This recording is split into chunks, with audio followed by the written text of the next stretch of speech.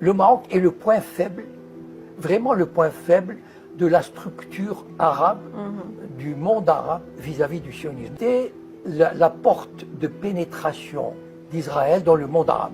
C'est-à-dire que le Maroc a servi de tremplin, d'exemple, pour permettre une légitimation d'Israël dans le monde arabe. Hassan II a compris que de toutes les façons, son intérêt, c'est de s'allier avec le Mossad, secrètement, bien sûr. Le Maroc a une histoire vieille avec le Mossad. Voilà. Depuis 1961, et l'affaire d'un navire qui a été coulé par le Mossad avec des Juifs dessus, pour permettre aux Juifs de partir par dizaines de milliers ou centaines de milliers. Maintenant, dans les années 80, le Mossad a envoyé un homme d'affaires, enfin un ancien banquier qui s'appelle André Azoulay, qui était un dirigeant bancaire international, mondial, qui est né au Maroc mais qui a fait toute sa carrière en France. On lui a demandé il a dû avoir des négociations pour retourner au Maroc et servir comme conseiller du roi. Et en 86, il a réussi à faire venir Shimon Peres et Yitzhak Rabin au Maroc de façon officielle. Maintenant, les sionistes voulaient aller plus loin. C'est-à-dire, en 2012, ils ont créé ce qu'on appelle le projet Aladdin. C'est quoi le projet Aladdin? Lancé par André Azoulay. Le projet Aladdin, en 2012, c'est de faire rentrer la Shoah dans le monde arabe. C'est-à-dire de rendre la Shoah, sensibiliser les populations arabes et maghrébines à la tragédie de la Shoah. Maintenant, évidemment, le projet Aladdin, on a demandé au roi Mohamed VI de faire une déclaration. Donc il a fait une belle déclaration pour le projet Aladdin. Et il a commencé à travailler, mais uniquement au Maroc. Parce qu'aucun autre pays n'aurait permis ce genre de choses. Aucun.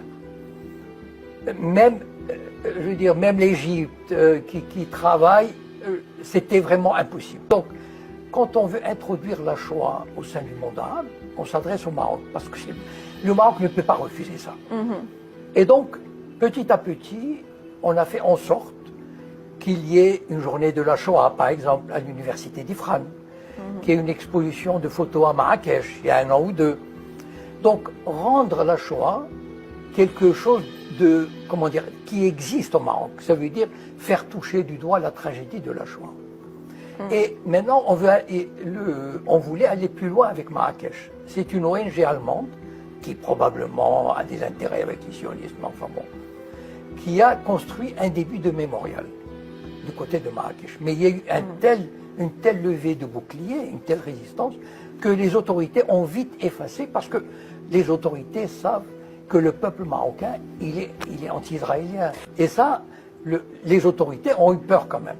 C'est-à-dire des réactions et tout. Donc, ils ont préféré détruire les 2 baraques et on dit qu'il n'y avait pas d'autorisation.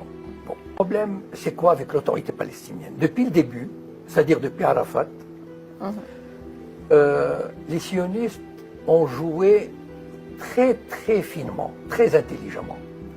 Quand ils ont compris que le combat colonial de l'intifada dans les années 86-90 les menait à la perte, à une déconsidération totale aux yeux de l'opinion publique internationale, un autre régime colonial aurait continué jusqu'au bout. Les Israéliens ont compris qu'ils ne pouvaient pas aller jusqu'au bout. Donc, au lieu de négocier avec les dirigeants locaux de l'intifada, les Barghoutis, etc., parce qu'ils savaient que les Barghoutis ne feraient aucun cadeau israélien. Vous voulez la paix? On veut un État. Ils sont allés chercher Arafat au fin fond de la Tunisie, qui croupissait dans l'ignorant. Il n'était plus rien, Arafat. Et je vais vous dire quelque chose qui va faire très mal. Yitzhak Rabin a déclaré, parce que c'est l'ambassadeur d'Israël à Paris, Yehuda Lankri, qui l'a dit, devant nous. Rabin a dit, on va sortir Arafat de son trou, et il va faire ce qu'on lui dira de faire. Arafat a accepté toutes les exigences israéliennes. Jérusalem, on verra plus tard. Les frontières, on verra plus tard. Les colonies, on verra plus tard. Un État palestinien, on verra plus tard. Et en plus, Arafat a offert en cadeau les 2/3 de la Cisjordanie en zone C sous souveraineté totale israélienne. Donc l'habitude et les forces de sécurité palestiniennes sont formées par la CIA, les officiers, pour combattre toute dissidence et toute résistance à Israël. Donc en fait, l'autorité palestinienne, depuis le début, elle s'est mise dans un état de soumission. Bien sûr, elle fait semblant de faire des discours, de résister verbalement, etc., d'aller gagner quelques avantages diplomatiques sur la scène internationale, d'être membre d'une organisation. Mais bon, mais dans les faits, qu'est-ce qui se passe?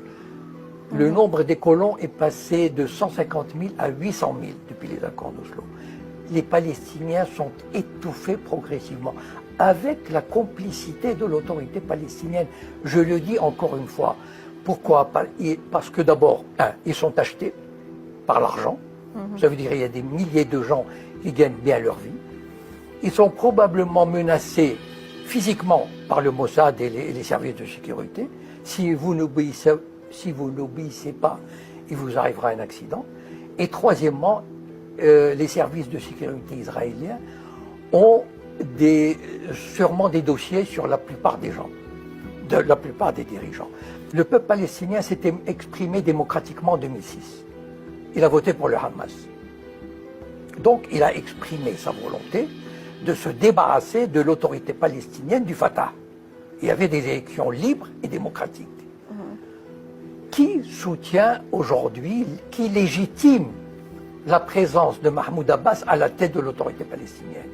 Israël, même si ça fait mal de le dire, c'est Israël et l'Amérique qui disent Mahmoud Abbas est votre président. Voilà. Le peuple palestinien, le malheureux peuple palestinien, il est pris entre le marteau et l'enclume. Il a deux ennemis, le peuple palestinien. Le peuple qui vit en Palestine, à Ramallah, à Naplouse, etc. Il subit l'oppression des colons et de l'armée sioniste, et il subit l'oppression des services de sécurité palestiniens qui se comportent comme les agents du Shin Bet. Je suis convaincu, l'idéologie sioniste ne peut pas vivre en paix. Il faut partir du principe que cette idéologie-là, cette société-là, on ne peut pas imaginer qu'un jour, ils vivent en paix. Pourquoi? Parce que la société israélienne éclaterait en guerre civile. On n'imagine pas les tensions internes qu'il y a en Israël. Les religieux, les laïcs, les séfarades, etc. La grande terreur des sionistes, c'est que les Arabes et les Juifs se mélangent. Vous savez, c'est-à-dire que si Israël est devenu très fort, c'est que les Arabes sont devenus très faibles. Et il n'y a pas de mesure. Comment expliquer ça? C'est que, d'abord, il y a eu la destruction de pays comme l'Irak, la Libye. C'est un signe qu'on a envoyé aux Arabes, aux dirigeants arabes. On leur a dit, voilà, si vous voulez faire une politique nationaliste, indépendante, d'instruction, de liberté pour les femmes, d'administration du pays, etc., si vous refusez la tutelle de vous soumettre à l'Occident, voilà ce qui va vous arriver. Et vous savez, les prétextes, on peut toujours trouver un prétexte pour détruire un pays. Il n'y a pas de problème. Voilà. Donc, on a envoyé des messages à des pays. Il y a des pays comme le Maroc et l'Algérie, par exemple, on les menace avec le séparatisme. Ça veut dire qu'il y a le Mossad qui travaille dans les zones berbères, etc. Il y a l'Égypte qui est menacée d'asphyxie si elle ne collabore pas. Il y a toutes sortes d'actions qui sont menées, qui sont, par exemple, les monarchies du Golfe, on peut leur dire, écoutez, si vous ne collaborez pas avec Israël, ben on va vous envoyer Daesh. Vous tenez à vos trônes, vous tenez à vos privilèges, vous tenez aux richesses accumulées à New York, à Genève, à Paris. Collaborez. Sinon, on vous confisque vos biens et on vous envoie Daesh. Je pense que c'est, à moins d'un bouleversement du cœur de la Palestine, je pense que c'est une tendance qui ira en s'affermissant, c'est-à-dire une soumission.